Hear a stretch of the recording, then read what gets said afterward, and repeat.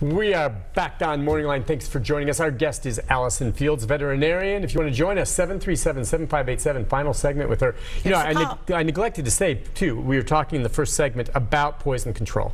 Yeah. And where people can call for vets specifically, or not vets, for their pets.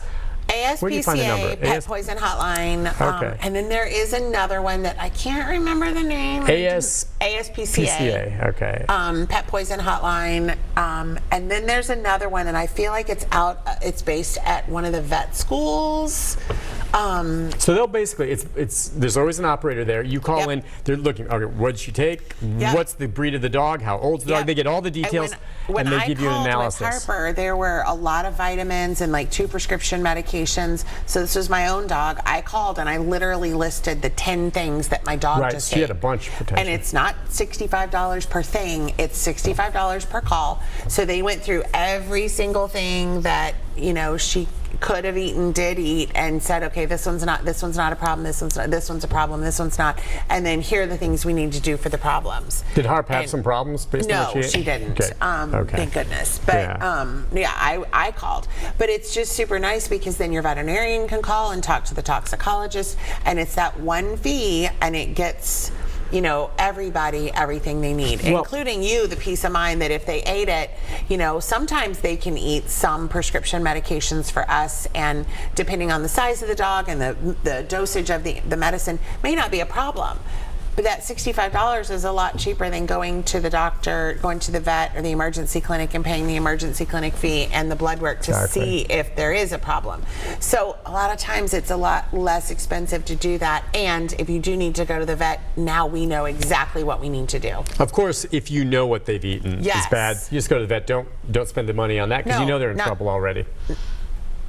Well, if you know what they've eaten, I mean, if you know they've had something bad and you know it's bad, you don't have to call to get confirmation for the poison. I'll just go. Just like my friend with the ibuprofen. They knew, and they went straight to the vet. But if you're not sure, call them because your vet needs the information as well. You may get to the vet, and I've said many a time, as soon as somebody walks in, they've eaten something that I'm not familiar with because it's not a pet animal, and I say, we need to call poison control. We're going to do that. It's $65. And then I can get all the information super quickly. I see what you're saying. Okay, let's go next to Matilda. Hey, Matilda. Hello, Matilda. Hi there. What's on your mind? My daughter has a dog, and he'd be 13, and he's been acting a little strange here lately, just staring at the wall and turning his back to us, and then he'll go from room to room and just stare, and he's just been doing that lately. And then when he goes outside to do his business, he scratches in the dirt like a cat and pees in the dirt. And he's just been acting real different from what he's been doing. Have you taken him to your vet? We're going today.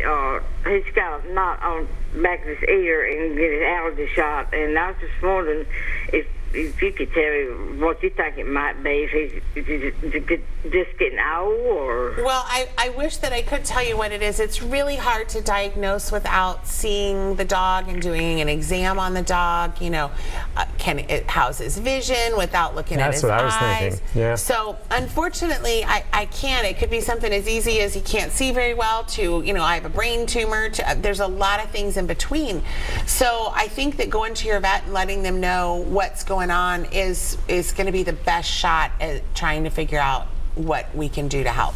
Yeah, and what you described, she just needs to tell the vet exactly that. Yeah, absolutely. And say it's been a radical change. Dogs, as they get older, like anything. There can be some behavior changes, and dogs do get cognitive dysfunction, which is along the, I'm not going to say it's like Alzheimer's, it's very similar. And they can, you know, kind of get lost in a room and not really know where they're going. Cats actually get it too, cognitive dysfunction. So things like that can be happening, but there's also medical reasons that this could be happening. So I think that a good visit with the vet, maybe some blood work would be smart, and see what's going on. Yeah, and you said vision too. They can check that. I mean, maybe the dog's having trouble seeing. We can't check vision as in, please read the eye chart. No, what do you do? And we don't really ever know how much dogs are seeing when they get cataracts and stuff. You know, a lot of times they can see shadows and, you know, but we can't truly test vision. I was going to test ask, ours. do we know, have we been able to determine, are dogs colorblind? Okay, so I think we used to think they were, but then recently I feel like I read an article that said something about dogs can actually see certain colors, and I forget what they are, but like we see black, white, and gray. Dogs and color. Dogs see like black, white, 1,000 shades of gray. Mm-hmm. And apparently now we are also finding out that they see a certain few colors, which I can't remember. There's too much stuff in my brain to remember. And all not, that. I don't know. That just popped into my head thinking about the eyes. But I don't think that they see the spectrum that we see. I think they see a little bit different spectrum. I also wanted to ask you too. I saw an ad or something about cleaning dogs' teeth. Yeah. You can get those little brushes yourself and work it, but in terms of going to the veterinarian and having them do a real polished job on it, how often should you do that? Depends on the dog. Oh, it does. Some dogs, and it's just like people, we get tartar buildup in our mouth depending on how much antibacterial stuff we have in our saliva. Yeah. So there are people out there that brush their teeth once a day and never floss and never have a cavity. Go get their teeth cleaned like every 2 years and it's all perfect. We don't like these people. I know, but it's not me. Whatevs. Then there's other people who brush 3 times a day, floss twice a day, they get their teeth cleaned every 3 months, and they still have tons of tartar and a cavity once a year. And it's all due to genetics. Dogs and cats are the same way. So you can see a dog that has never had his teeth cleaned, or a cat. I had a cat who was 13 years old that when I took it into work one time, one of the other vets looked at it, looked in her mouth, and were like, is she like 4? Like, no, she's 13. Because she had amazing teeth, not a speck of tartar. I had never cleaned her teeth. Wow. That was just her. Just genetics. So everybody's different. So that's why an annual exam is so important with your dogs and your cats. Get it in, let the doctor see what's going on, let them look at those teeth. I saw a 12-year-old dog the other day whose teeth are spectacular. Okay. But usually it's the little guys, the little bitty dogs, the Yorkies, the Chihuahuas. Yep. For whatever reason, their genetics are not so great in the mouth. And so maybe once a year? A lot of times need it once a year. Once a year. Now, you've had the pleasure of being chomped on numerous occasions. Yes. For your money, what's a more dangerous bite, a dog cat bite or a cat bite? Cat. Exactly. I mean, that's the one that I've been to the hospital for, so I'm going to say that's the most dangerous. I knew the answer to that. Cats, well, both animals have bacteria, but cat bacteria, you get a nasty infection. You could lose a limb if you don't move on it. And the problem is that when dogs bite you, they tend to tear, and so you have an open wound that's like big and open, and you can clean it. You can keep cleaning it. Cats have these tiny little teeth that just go in. I got bit in this hand, in my thumb, and it didn't really bleed. I got 4 bites. These 2 were really bad, but they're so tiny that your skin just, and within a day it's closed up. I didn't really have a day. I was at the hospital 12 hours later. But I mean, don't mess with the cat bite. No, go to the doctor. So when it happened, you were like this, and all of a sudden you went, ouch! Is that what you did? No, I still held on to the cat because it couldn't escape. You're a machine. That is commitment. Gosh darn you. I think it's probably fear of being sued. Your cat got away. It was in the middle of an Indian reservation, and they were just grateful that they were there. But no, I didn't let go of the cat until I had something to put the cat in. So. You're a tough customer. All right, let's go to Charles. Charles, good morning. Hi, Charles. Are you there? Charles? Yes. Yeah, what can we do for you? Well, I was wanting to know, I have a puppy. I have just rescued him from some people who wasn't able to take care of him, and he has a type of skin disease. I've had horses before that have had something similar to this. It's like scabs on him. It doesn't seem to be mange, but also I want to say this. His father, I actually know the dog. This puppy has never seen his father. His father actually has the same symptoms, so I'm pretty sure it's hereditary, it's some type of genetics. But I'm trying to find out if there's something I can get topical over the counter to treat him. And I actually have some microbial. I have some. May not should be using this, but it's a surgical scrub. Okay, we've only got a couple minutes, and I know exactly what she's going to say. You need to take him to the vet. There are very few inheritable skin diseases, but the big ones that are mange. So you need to go to the vet. Horses and dogs are not the same.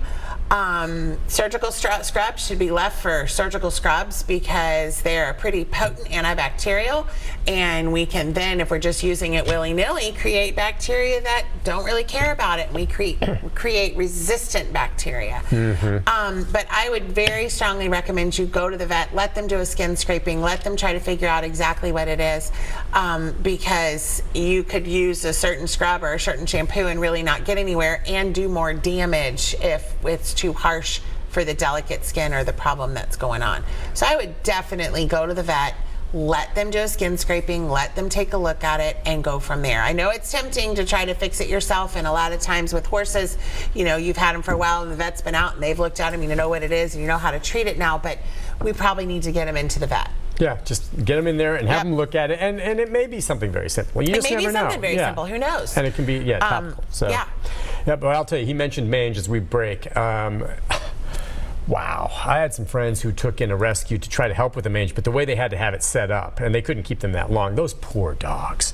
They look now, but it can with time. Oh, we can totally treat get rid of it. But boy, when they're having it, it's awful. Well, and you know, mange-ridden puppies are the only puppies that ever get dropped on the front porch of vet clinics. Like, we don't ever get cute puppies. Like, nobody ever drops a perfectly cute. Yeah, they drop a puppy that has mange. No hair. It looks like some kind of little alien. I know, it's so sad. It usually has parvo at the same time, and you know, then we fix it, and they're amazing, and they're cute as they can be when their hair comes back, and they're not aliens anymore. How long does it take to treat mange usually? Not very long. It used to take a lot longer. We have drugs now that are just kick its butt, which is awesome because it's an absolutely awful thing. And yeah, can mange eventually kill the animal?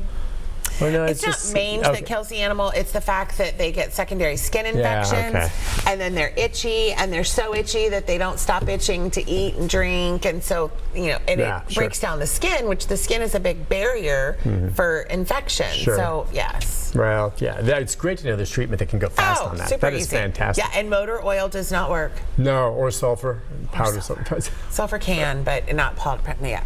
Not. Okay. Just don't do it. Go to the vet.